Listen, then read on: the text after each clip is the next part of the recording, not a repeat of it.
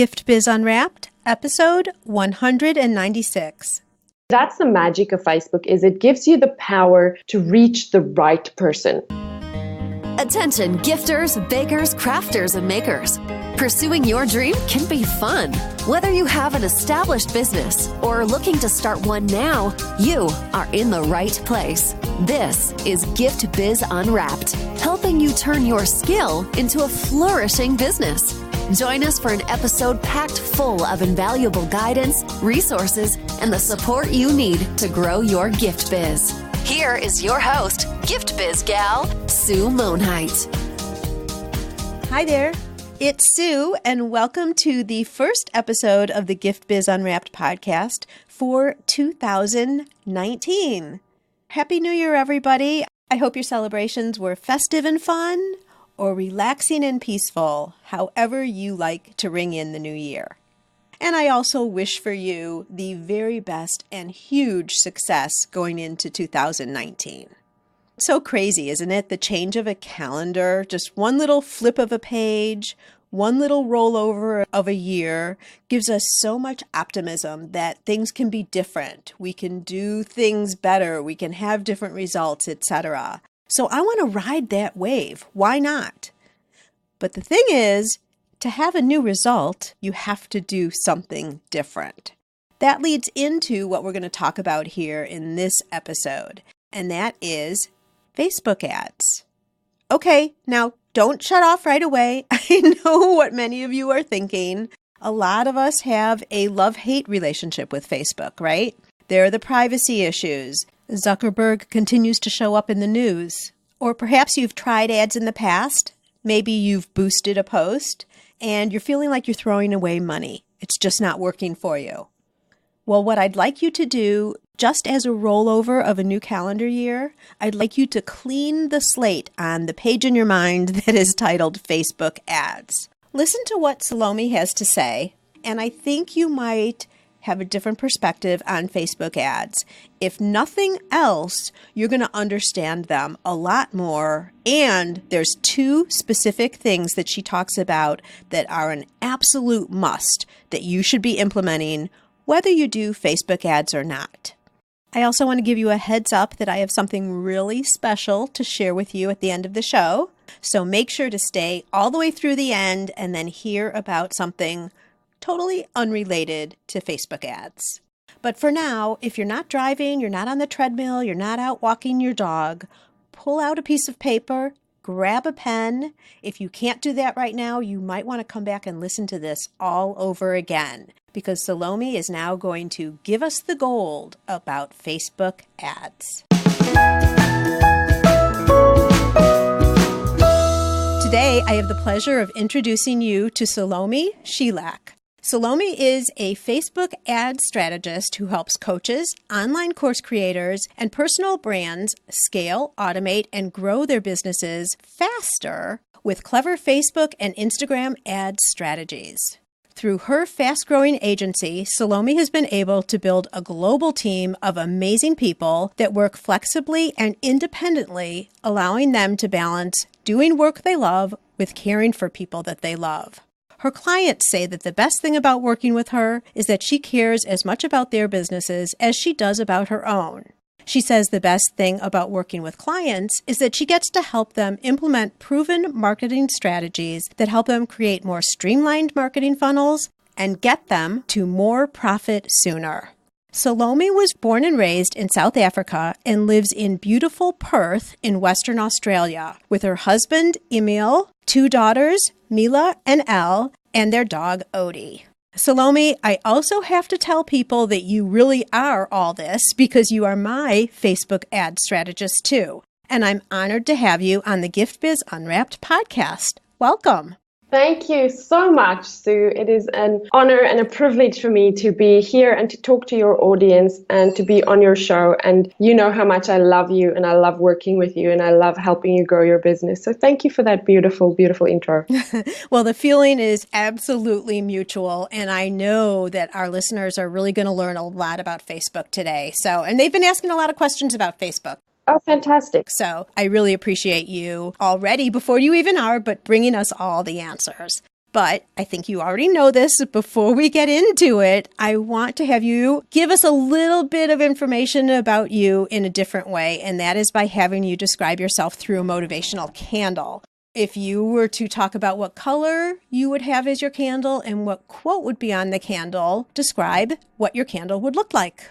When I first read this too, I was like, oh, I'm not really a candles person. So this one's going to be tough for me. And then I remember that I have one big candle in my house. And that one big candle is a candle I bought a few years ago when my mum was visiting me. And I bought it to put it on the Christmas table. And it is quite a large candle, and it is a golden candle. But it's not like a shiny, waxy gold. It's like a matte color, and it looks like it has glitter in it. And I thought about it, and I thought, well, that golden candle that I have is kind of like me. It's sort of simplistic, and what you see is what you get, but there's a bit of shimmer to it. Yeah, there's some sparkle there with you for sure. I was like, yeah, I think if I was a candle, like I would be that candle. It's simple, it's very clean and clear, and what you see is what you get, but it has a sparkle to it. It has a shimmer and a shine, and it is golden after all. And so I was like, yeah, that would be my candle. When I was thinking about the quote, there's a quote, it is so often used. It is such a famous quote that I think it easily becomes a cliche, but it is the quote, the Marianne Williamson quote. I've got it in front of me. I want to read it to you, but it's quite long. I'm going to read it to you because this quote is like, when I'm feeling sad, I come back to this. When I'm demotivated, I come back to this. When I feel inspired, I come back to this quote. When I need to remember who I am and why I'm doing what I'm doing, I come back to this. So I'm going to read it for you. It's by Marianne Williamson, and it says, "Our deepest fear is not that we are inadequate. Our deepest fear is that we are powerful beyond measure. It is our light, not our darkness, that most frightens us. We ask ourselves, who am I to be brilliant, gorgeous, talented, fabulous? Actually, who are you not to be? You are a child of God. Your playing small does not serve the world. There is nothing enlightened about shrinking so that other people won't feel insecure around you. We are all meant to shine, as children do. We were born to make manifest the glory of God that is within us. It is not just in some of us, it is in everyone. And as we let our light shine, we unconsciously give other people permission to do the same. As we are liberated from our fear, our presence automatically liberates others." That is beautiful. And I so agree with you, Salome, because all of us have a special place in this world and we bring the light to others. But so often we're afraid of that. We're afraid of reaching out and showing people because we're afraid people are going to reject it, I guess. Exactly. And it becomes this spiral of, if I'm afraid to show who I am and to shine and to bring my gifts to light, then I hold back on giving you permission to do the same thing. And if I don't give you permission, then that means that I feel you're not giving me permission, and then I'm going to play even smaller. And so it's kind of this vicious cycle that I think we just have to break at some point in ourselves. Right. And just go, hang on, if I'm here to shine and I shine my light as bright as I can and I show up and I give and I care, and like I have a few things, like I feel as long as I take responsibility always and always come from a place of caring and loving and respect, then I can mess up as bad as I want to, because there will always be forgiveness and there will always be a way to fix things and there will always be a way to overcome whatever the thing is that you fear, as long as you come from a place of love and you come from a place of taking responsibility. And within that, then I can shine my light as bright as I want to. And on some days, that means showing up on Facebook Live. On other days, that means having a tough conversation with my child or with my husband. And on other days, it means just caring for someone who needs a little bit of extra care. And on other days, it means just showing up and doing my job. Yeah. And, as you were talking, it brings to mind, to me, the whole concept of intent. If your intent is pure, you're giving everything that you have, but the intent is really to help whatever you're doing, whether it's with the children or your client, whoever it's with, then it's not for other people to judge, really. So I love that you read that whole portion to us.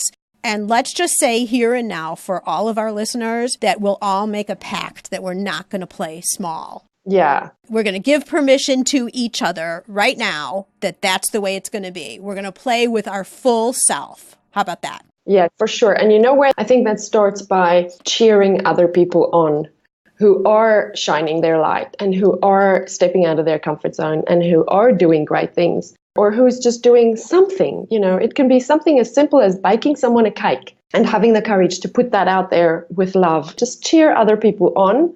And then you're going to find that you give yourself a lot more permission to do the things that makes your heart sing. Absolutely. I didn't know that we were going to get into all this theory right in the beginning, but I do want to say one other thing about this. When you talk about cheering other people on, I think there sometimes is this idea, if someone else is successful, then that's taking away a little bit of the potential success from yourself. And that's not true. I mean, success is not limited, and it's not just one pie that people are taking pieces from. Success can be yours in every way and greater than others. So absolutely, we should be cheering each other on. Correct. We all have a very unique fingerprint in this world, and there's room for everyone's fingerprint. That's right. So let's move on to get your fingerprint. How about that? Yeah, for sure. You know, we've been working together for, I don't know, Almost a year. over a year, about a year, something like that. Yeah. But I don't really know what attracted you to Facebook and Facebook ads. So why don't you share with us that story? That's a good question. You know what? I'm sort of a problem solver. I think I just kept on solving the problem that was in front of me until I kind of got to this point here where I was enjoying doing this. I started a business when Elle, my youngest, who's now 5, when she was born, I knew I did not want to go back to my day job. I was a pharmaceutical rep and I enjoyed my work very much and I was quite good at it as well. But I am not made to work for someone else. I'm one of those people that just, if you tell me I have to do something and I don't see the purpose in it, I'm going to rebel all day long. So I decided to enroll in a coaching program. And there's a really good coaching school here in Australia. And I did it was like a 3-year diploma in coaching. It was a very big program and started becoming a coach. And I just didn't enjoy it. What were you coaching? Initially, I started doing sales coaching because that was my background. I think personally, I had such a journey inside myself that I still needed to go on to be able to show up with authority and be able to back myself and be able to really serve clients. And I hadn't gone on that journey yet. So I kept feeling inauthentic. I constantly had that imposter syndrome feeling. When I was at a networking event talking to people about my services, it didn't feel good. It felt icky. And I didn't know why. And I struggled. And I wasn't happy at home because I felt like I was letting my family down because I was networking morning, noon, and night to build this business and working on this business morning, noon, and night. And then I felt like I was failing in the business as well. And it kind of got to a point where I just said, well, hang on, something about this is not working. And I started going, what do I want? What is the business that I want? And I looked at a few people online, like Marie Forleo and Amy Porterfield and Danielle Laporte and Denise Duffield-Thomas. I was looking at them and I went, I want the type of business they have. Because at that stage, my business was all local. I was just like, I want the type of business that they have. And so the very first program that I enrolled in was one of Amy Porterfield's programs, her webinar program. And I thought, great, I'm going to run a webinar and then that's going to be my business. I'm going to make money that way. I started running webinars and it was a bit of a challenge at first. And part of running webinars was learning how to create landing pages and learning how to do Facebook ads. And then as I was sort of learning these things for myself, I started talking about it on Facebook Live with some other people. Or actually, I started talking about it on Periscope back then. And my friends started asking me, what are you doing and how are you doing this? And can you do this for us? And so I was like, yeah, sure, I can run Facebook ads. I didn't know I was supposed to struggle with Facebook ads until I realized other people have a hard time with Facebook ads. And so I started broadcasting on Facebook Live when Facebook Live launched. And I started running Facebook ads for people sort of on the side at the same time. And it was kind of still just a hobby, taking up a lot of my time. And I wasn't making a lot of money. And then I launched a program. It was called the Facebook Live Superstar. And it was just teaching people the basics of Facebook Live and then how to turn your Facebook Lives into ads so that you can start building your list from them. And I ran $400 worth of ads and I made $2,000.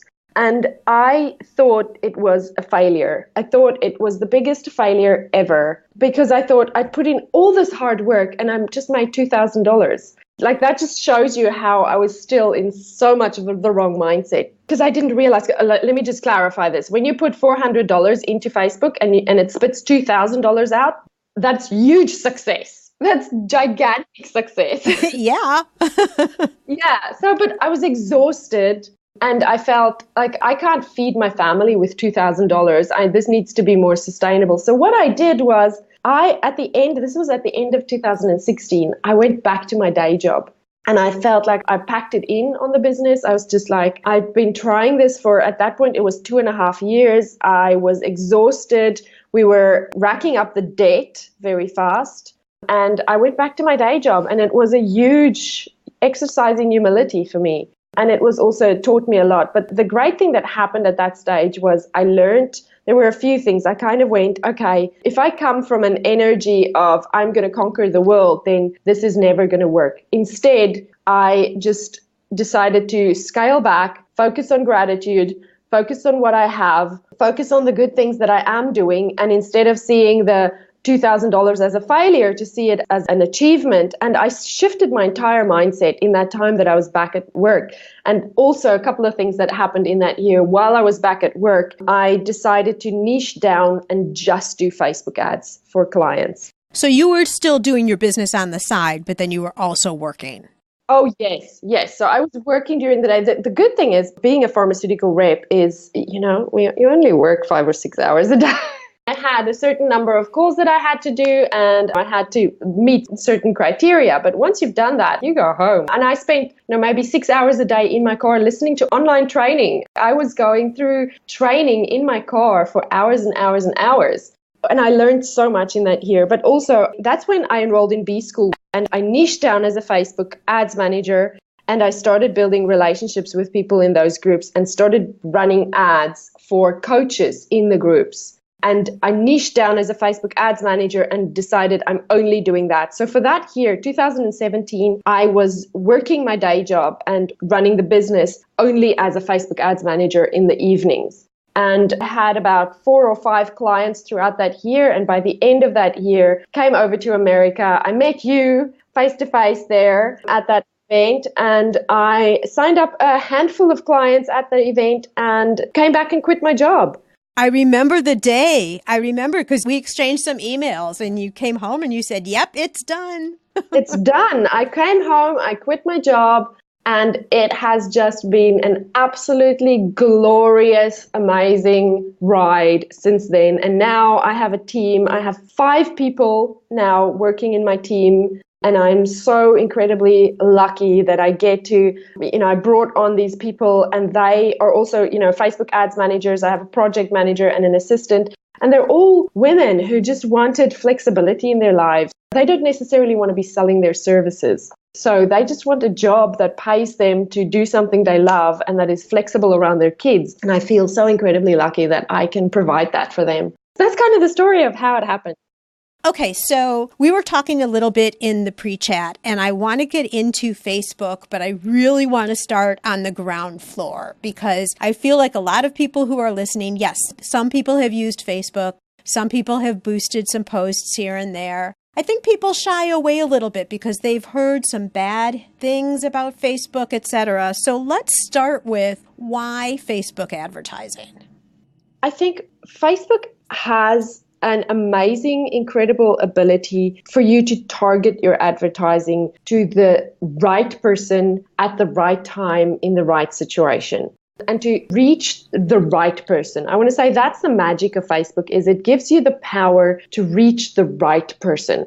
So once you know who that right person is, this is a critical piece of foundational work that I see where people get a little bit stuck sometimes is they're not 100% sure who their ideal audience is. And then they think, oh, if I can just reach more people, then my message will be heard. But it works the other way around. The clearer you can be on who your ideal audience is, the better you'll be able to reach them with Facebook ads. And the beauty of Facebook ads, so to answer your question, why Facebook ads is because Facebook ads has this incredibly powerful way of targeting people. and thereby being able to get your message in front of the right person at the right time and then start that conversation with them.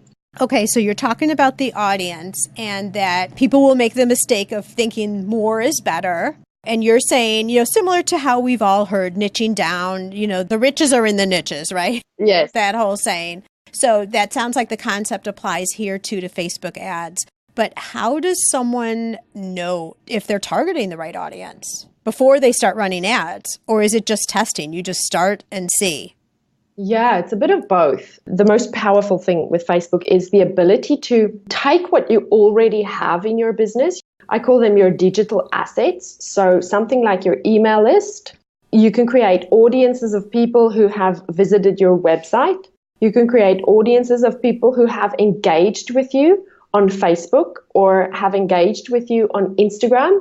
Or you can create audiences of people who have watched your videos. So if you're in that space where you're not 100% sure where to find your ideal audience, create a video that your ideal audience will 100% resonate with. Something that's going to add value to them. You're not asking them for anything. You're just leading with value. You're introducing them as the hero in the story of using your product or service. And you're showcasing, it can be a testimonial video or something that showcases the end user of your product or service. Right. So making the customer the hero. Exactly. Or if you're a coach, like something that teaches them something that is of value to them. You can make a video like that and then run that as an ad, but run it as an ad for engagement. A lot of people run it as an ad for video views. And often I think it's better to start out running it as an engagement ad because Facebook gives you what you ask Facebook to give you. So if you want video views, they're going to give you people who watch your video. If you ask for engagement, they're going to give you engagement. So if you can create a piece of content that really draws your ideal audience in and gets them to comment and share, that's worth a lot more than a passive view. When someone's passively viewing a video, they're less involved than when they're actually commenting or sharing or liking or engaging with that piece of content. And then create those audiences. Create an audience of people who engaged with that piece of content. You can create a video views audience for that specific audience, or you can create an audience on Facebook that is for people who engaged with your content. Now you can take that audience, and this is the beautiful thing, you can create a lookalike audience from that. So now you have people that like your stuff, people who are interested in what you have. And you can create a lookalike audience from that. And what that basically is it's just a mirror that Facebook just says, okay, we're going to take this bucket of people. Let's say there's 1,000 people in your video views audience. Facebook takes those 1,000 and they create a profile of that person. And then they give you, let's say, 1 million people who matches that profile. Now you can test that same video on this lookalike audience. And now you're reaching what we call cold people. Now you're reaching new people on Facebook. So you're getting your message in front of new people, and then you can test and see how is that message resonating with people. And I always recommend people to always be running 2 things at the same time. So if you're testing a video, run 2 videos and see which one does best. Or if you're running 1 video, then run it to 2 different audiences so that you can see which audience is going to give you the best result. Because if you just put it out there to one audience or you just put one piece of content out there, you have nothing to compare the results with. So that's another little tip for everyone. Right. Okay, so I want to back this up and summarize where we're at so far. You correct me if I'm wrong, okay? Yes. So you first will create some type of a video, and I'm assuming that you're saying video versus some type of a post because video plays better in Facebook right now. It gets more attention and all. Yes. So that's why you're saying video. That's okay, so fine. something that's video that's focusing not on you. So in other words, not just showing all of the products, all the things that you sell, right? Correct. But showing your customer interacting with it, ways to use it, maybe behind the scenes of its development, something that's interesting and curious for the viewer. Correct. Then when you're placing the ad, you talked a lot about you want to place it for engagement. And I just want to make sure that all of our listeners understand that when you're actually creating ads, you can say what your intention is, what you're trying to get to.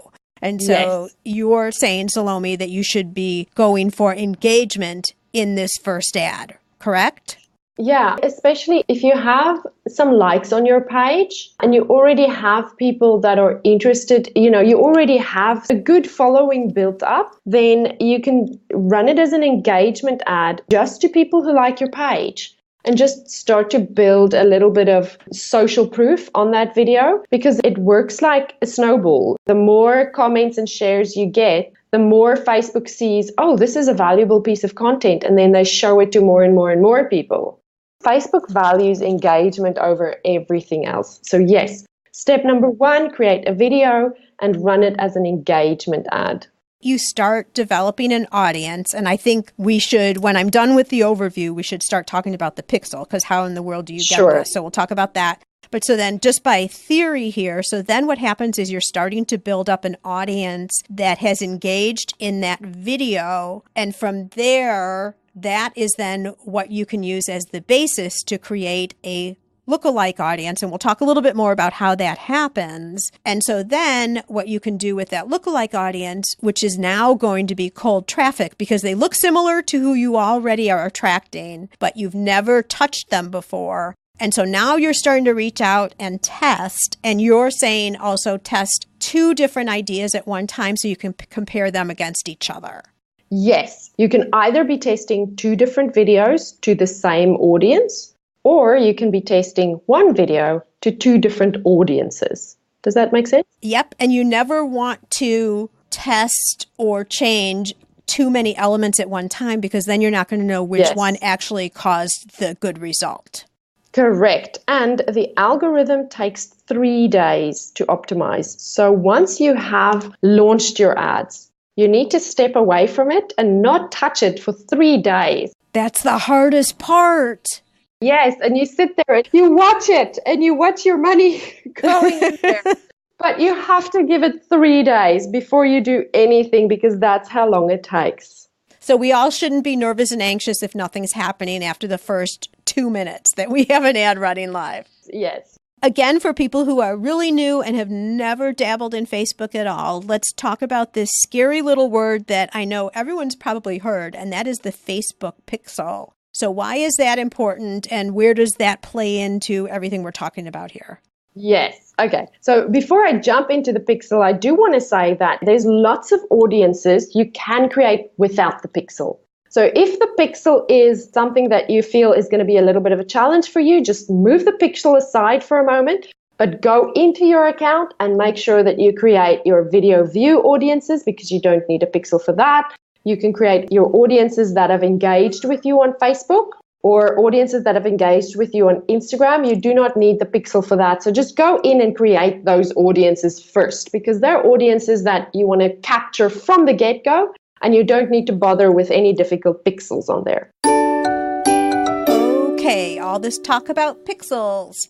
I promise we'll get into it right after a word from our sponsor. This podcast is made possible thanks to the support of the Ribbon Print Company. Create custom ribbons right in your store or craft studio in seconds. Visit theribbonprintcompany.com for more information. Okay, let's get into a mini tutorial all about creating custom audiences and then the pixel. Okay, so let me just open here because I want to make sure that I tell you the right things.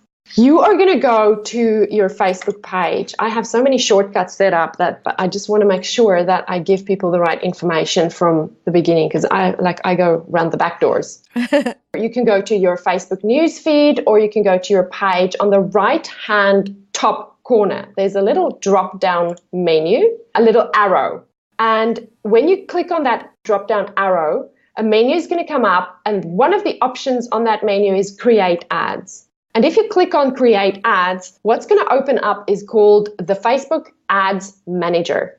Now, if you have never run any ads, the first thing that Facebook's going to prompt you to do is to create an account. And this is a very simple process they take you through, where you just enter your details, you link it to your page, and then you'll add a credit card that you're going to be paying with. And once that is set up, then you will see your Ads Manager dashboard. To create audiences, you're going to go right up to the top left corner where there's 3 horizontal lines. We call it the hamburger because it looks like, it's just 3 horizontal lines, like 2 buns and a patty. If you click on that, there will be a drop-down menu again, and then you're going to click on audiences. And then Facebook's going to open up a whole menu of audiences that you can create. So you'll say create audience. There's a blue button that says create audience. And you're going to say you want to create a custom audience. And then the custom audience that you want to create can either be an engagement audience, and then you'll choose people who engaged with me on Facebook, people who engaged with me on Instagram, people who engaged with any of my posts. There's lots of choices that you can make. And I encourage you to just go in there and play around with it. You cannot break it. You cannot mess it up. Just go in there and play around. So engagement audiences are the first thing that you want to go and look at. The second thing you want to go and look at is video view audiences. So again, that will be engagement, and then the subcategory is video, and then the category under that will be, you'll choose specific videos. And then another audience you want to go in and create is maybe you want to upload your email list. That will be a great audience for you to create. And another one that you can create that's a really good one is people who've been to your website, and that's where we get into the pixel conversation. Perfect. Okay. And so would you suggest that even if someone is just listening, they're not really thinking they're going to do Facebook ads yet, because we haven't finished the interview. I know we'll convince them by the end. But even if someone's thinking that they're not, wouldn't it be a good idea to start creating these now? Because then you're building your audiences over time versus when you decide you're going to run your first Facebook ad. 100%. Yes. If you are doing anything on Facebook, Instagram, or a website, you need to be building these audiences now, because all of that time and energy and effort that you're putting into it, you're already doing the work to get people into these audiences. But if you haven't set up the audiences, then it's like opening a tap and not putting a bucket under it. They'll get richer and richer over time so that when you're ready, you'll have a really deep level of information there available with the audiences. Yes. So this is one of the things that I often see people, a common mistake is they boost posts, but then they don't have audiences set up to capture the people that engage with that post. So you're basically just putting money out there to put your ad in front of more people, but you have no way to continue the conversation with them. So if you're spending any time building an audience or building a relationship with people using Facebook, Instagram, or a website, you need to have these audiences in place. Beautiful. Perfect. That's so actionable for everybody listening to the podcast. So that's wonderful.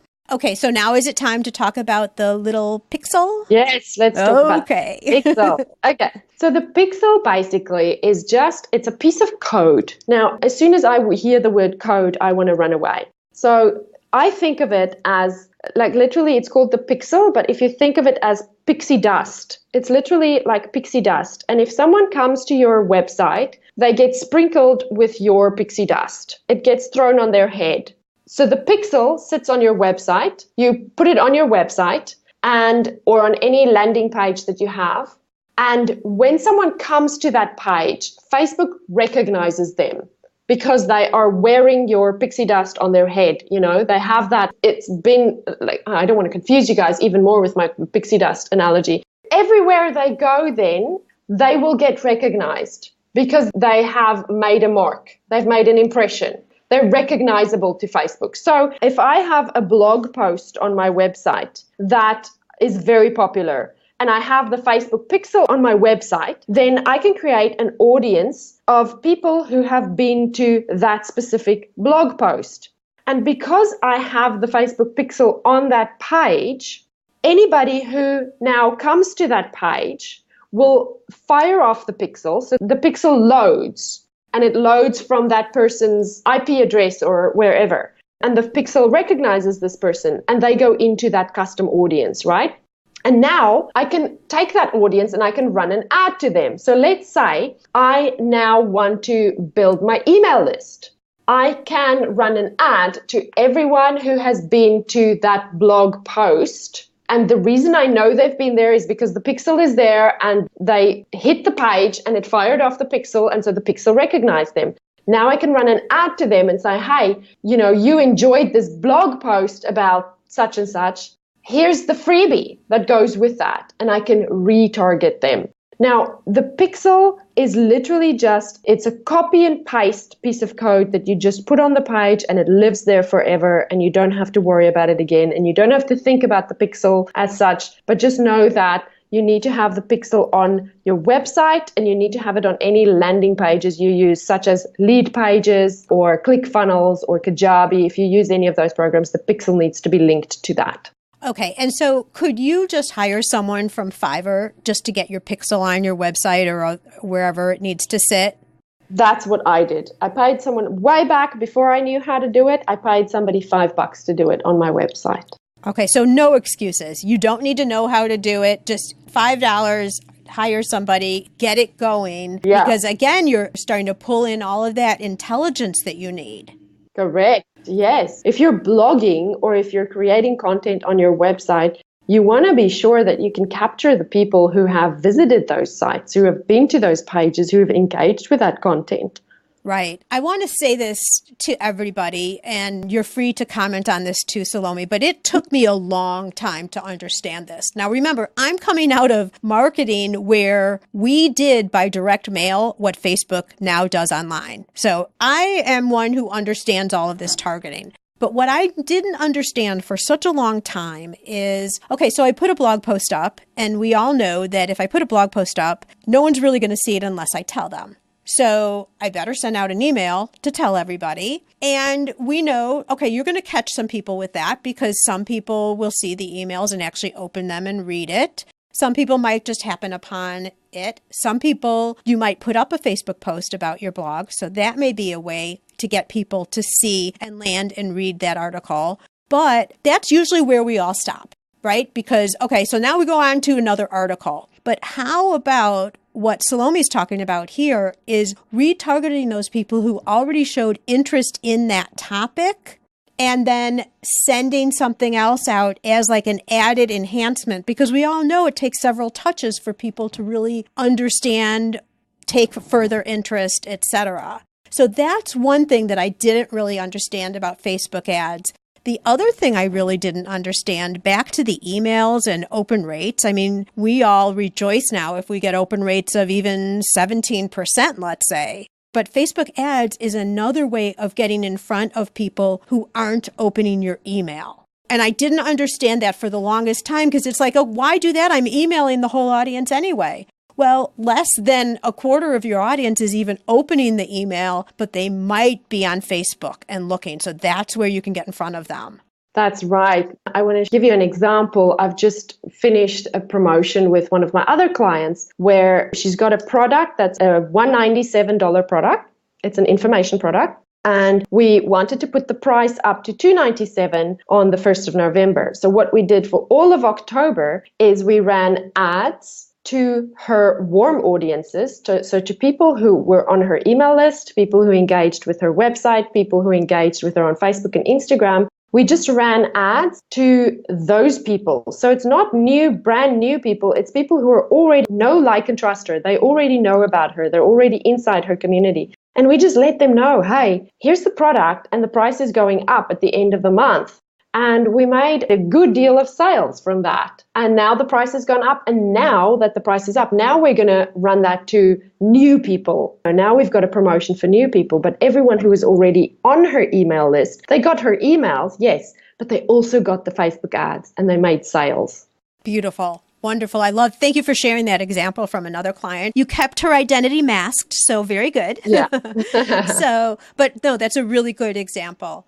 I'd like to bring up another topic that I'm sure my listeners are thinking about, and that is how much money do you need to start diving into Facebook ads? Oh, that's a good question, Sue. That is what everyone is asking. So the conversation about this has changed in the last year a lot. We used to say you can run ads for $5 or $10 a day, and that's all you need. The truth is that is not 100% the case anymore. You can still start with $5 or $10 a day, but you're going to start differently. So let me explain that.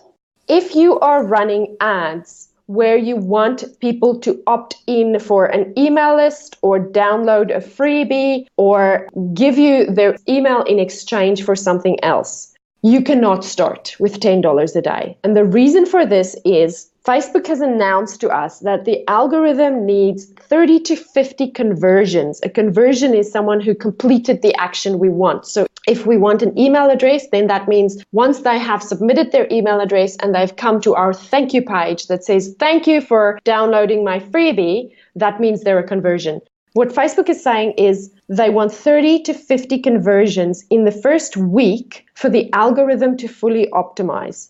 Now, if you think about an average conversion costing $5, let's work on, average, let's say it costs $5 to get one email address. If you're running $10 a day, you're going to get 2 conversions in the first day, and then 2 conversions in the second day, and then 2 conversions in the third day. And so by the end of the third day, when the algorithm's supposed to be learning stuff, it's only had 6 conversions. So it hasn't had enough learning experience to be able to really give you what you need. That's why the $10 a day strategy for an ad where you are looking to get email addresses doesn't work anymore.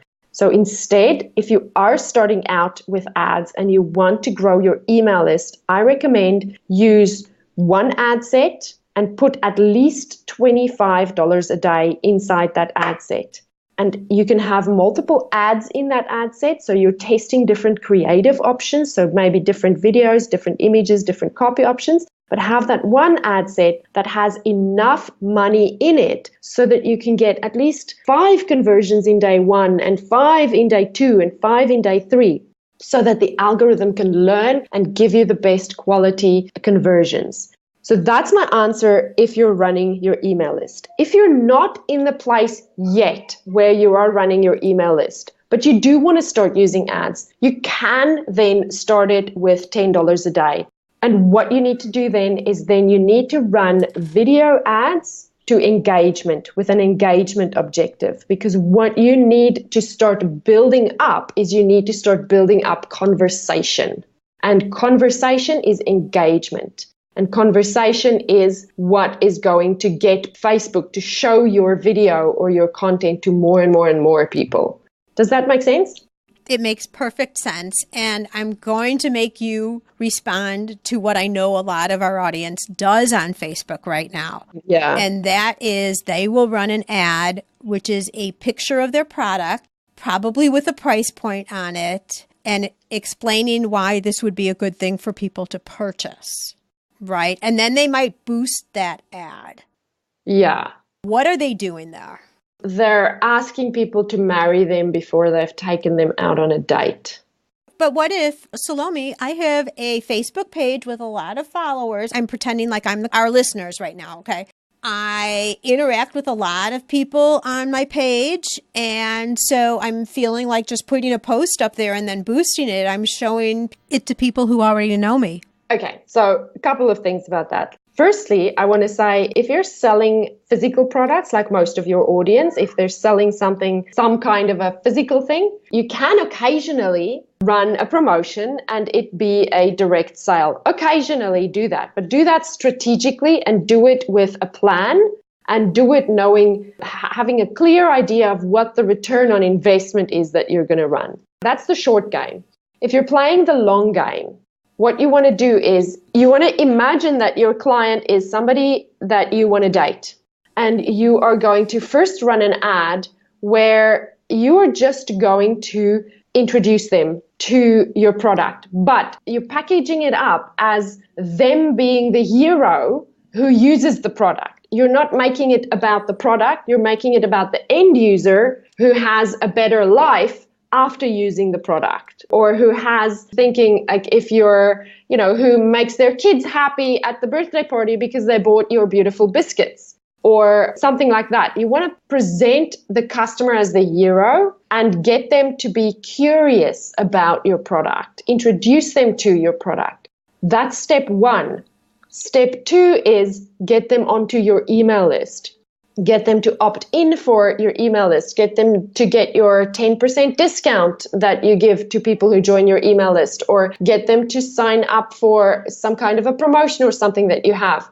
and then only do you ask them for the sale. So there's these clear 3 layers that you need to think about if you're going to build a sustainable, long-term growth with predictable results business. But, by all means, if you want to make a quick buck, boost a post to a few people and, it's kind of like throwing spaghetti on the wall and hoping something will stick. It kind of feels in the beginning when you're just getting acquainted to the concept of taking your customer or prospective customer really step by step through the process. It kind of feels like, can't I just run the race and get there faster?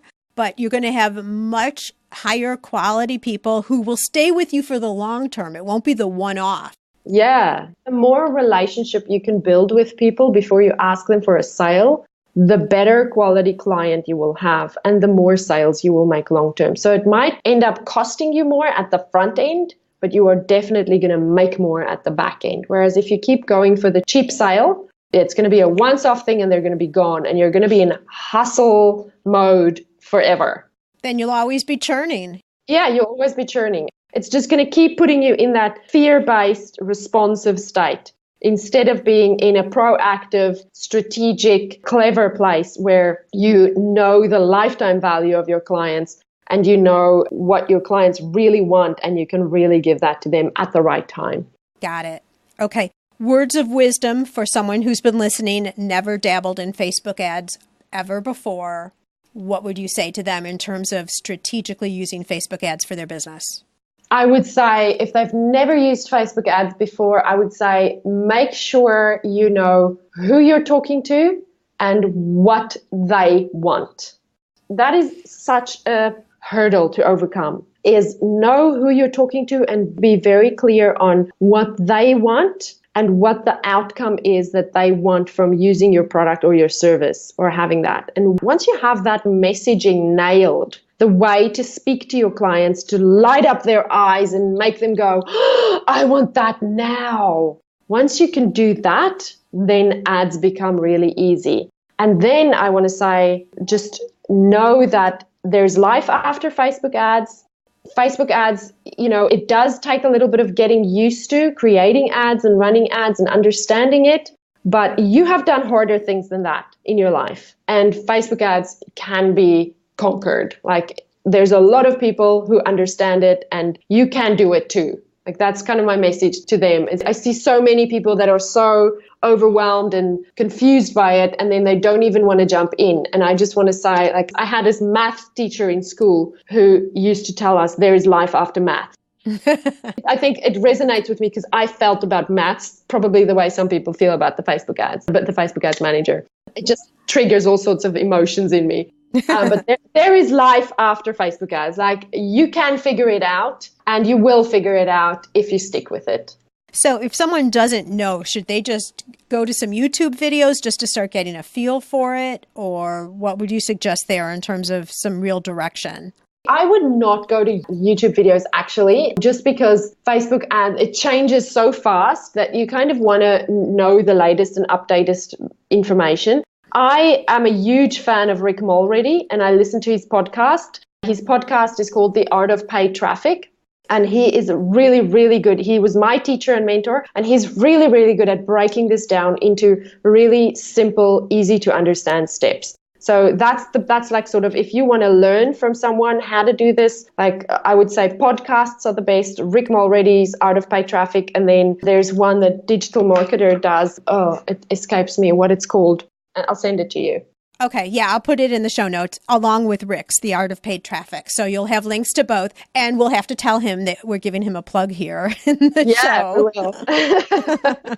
Okay. As we're circling to a close here, Salome, I'd like to present you with a virtual gift. It's a magical box containing unlimited possibilities for your future. And it doesn't need to be just your Facebook future, by the way. This is your dream or your goal of almost unreachable heights that you would wish to obtain. Please accept this gift and open it in our presence. What is inside your box? Inside my box is looking at my life and feeling like I have made a significant impact on a lot of people and I'm living a slower life. That's my gift, is just, I have this picture in my head of me sitting in my backyard with my kids swimming in the pool and me having slowed down and just being present and knowing that all the hard work that I have done have led to impacting and helping and building other people's lives up as well. So there's sort of those two components to it.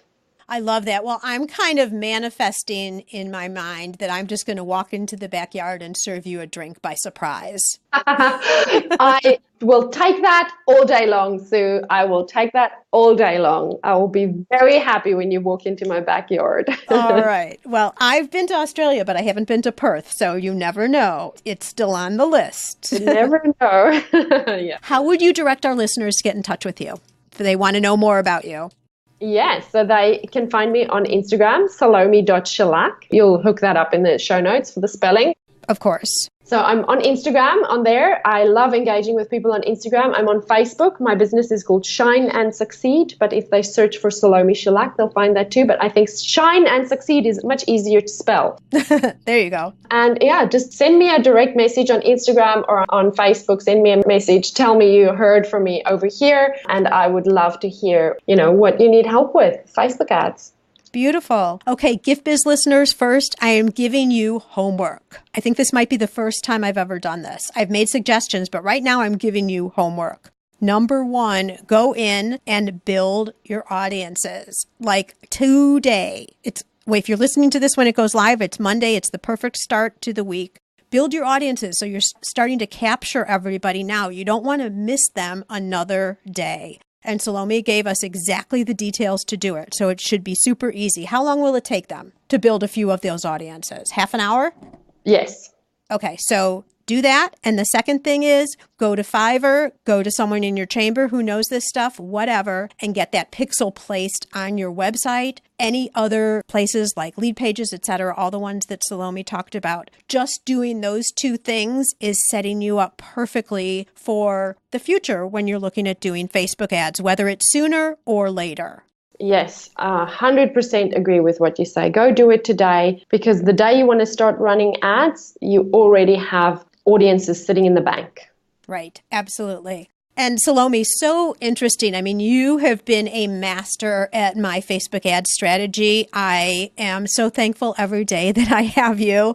And I also appreciate now that you have shared so much with our listeners here today. I think they've all learned something. There might be a little bit of some bitter truth in terms of what people have been doing, but you know what? We do what we know. And you've shared with us now how to be better and hopefully reap more returns, the profit, like you were saying in the beginning. So thank you so much for shedding what did you call it? Fairy sprinkles? Yeah, fairy dust, pixie dust. The pixie dust. Thank you so much for sharing the pixie dust all over us today. I so appreciate you. Thank you so much.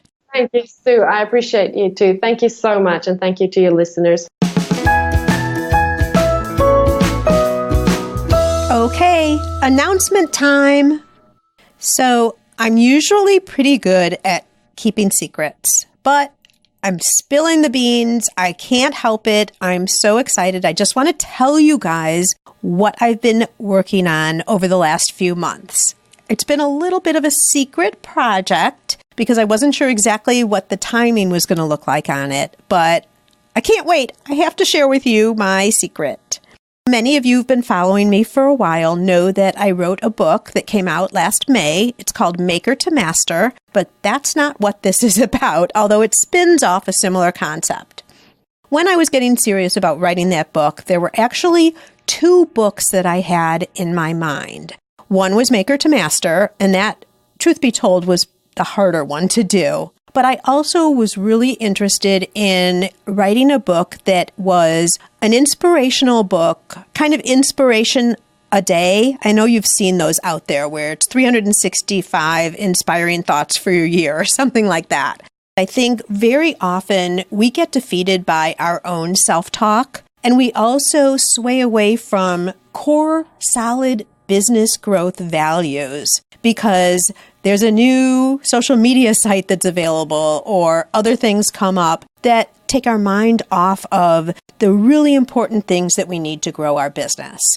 As things happen. My idea continued to evolve, and I came up with the idea of, instead of doing a 365 inspiring tips type book, it would be way more helpful for you if it was included in some type of a planner, so that every day when you're planning out your day, you'd also then see a tip. If I look at how I work with things, I don't know if I would have a book on the side of my desk and every day look at one day's inspiration and then another day's inspiration. Way better to have everything in one place. Consequently, I have created a planner. It's called Inspired, a daily planner specifically for you, our wonderful community of gifters, bakers, crafters, and makers. I'll be sharing more in the upcoming days, but let me give you a few highlights here. One of the cool things about this planner is you can start any month of the year. Have you ever been like me, where all of a sudden in May you decide, I want to start doing things different, I want to get myself really organized, but then you go to find a planner and they either start in September going into the next year, or you have to buy a year and all the prior months of the year are useless for you because you're already in May. With this planner, you can start anytime. If you're listening to this announcement in January, you can start it right away. If you're hearing this in May, you can use this planner starting in May. It has monthly and daily layouts, so you'll be able to keep yourself really organized, and special life-enhancing sections. More on that later. It also includes what I've been talking about earlier, and the reason I changed this from a book to a planner, and that is daily inspiration, things that you need to be telling yourself, affirmations to get in the right mindset as the owner of your business. Also, business tips and ideas. Some of them you're going to read and you're like, yep, got it, it's covered. And then others might give you some pause. Ideas of things you might want to implement into your business to further either solidify or grow what you already have going. That's all I'm going to share with you right now, but I will tell you that we are just weeks away from getting this out to you. I'm going to do a limited first run, and if you want to be one of the first ones to know when it's available, jump over to giftbizunwrapped.com/add-me, and you'll get an email when the planner is ready. That link again is giftbizunwrapped.com/add-me. There is no time like the present to take the next step on solidifying the dream you have for your business. The new Inspired Planner could be just the ticket to making sure that that actually happens for you this year. Have a great week, and I'll catch you next Monday for a new episode of the Gift Biz Unwrapped podcast.